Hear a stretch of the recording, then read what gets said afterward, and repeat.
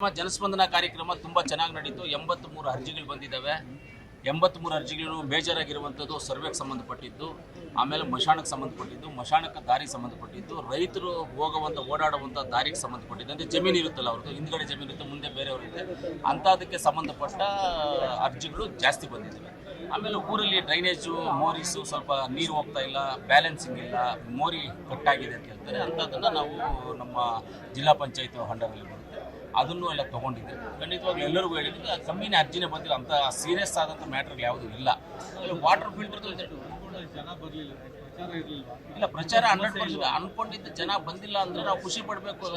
ಸಮಸ್ಯೆ ಕಮ್ಮಿ ಇದೆ ಅಂತ ಲೆಕ್ಕ ಹಂಗೆ ತಿಳ್ಕೊಳ್ಳಿ. ಜನ ಜಾಸ್ತಿ ಬಂದ್ರೆ ಸಮಸ್ಯೆ ಜಾಸ್ತಿ ಇದೆ ಅಂತ, ಜನ ಕಮ್ಮಿ ಇದ್ದಾಗ ಸಮಸ್ಯೆ ಕಮ್ಮಿ ಇದೆ ಅಂತ. ಓಕೆ, ನೀವು ಹೇಳಿದ ಪ್ರಕಾರವಾಗಿ ಜನಗಳಿಗೆ ಗೊತ್ತಾಗಿಲ್ಲ ಅಂತ ನಾವು ವಾಟ್ಸಾಪ್ ಗ್ರೂಪ್ಗಳೆಲ್ಲ ಹಾಕಿದ್ದೀವಿ, ಪಿ ಡಿ ಒಸ್ ಮಾಹಿತಿ ಕೊಟ್ಟಿದ್ದೀವಿ, ರೆವಿನ್ಯೂ ಇನ್ಸ್ಪೆಕ್ಟರ್ಗೆ ಮಾಹಿತಿ ಕೊಟ್ಟಿದ್ದೀವಿ, ಸೆಕ್ರೆಟರಿಗಳಿಗೆ ಮಾಹಿತಿ ಕೊಟ್ಟಿದ್ದೀವಿ.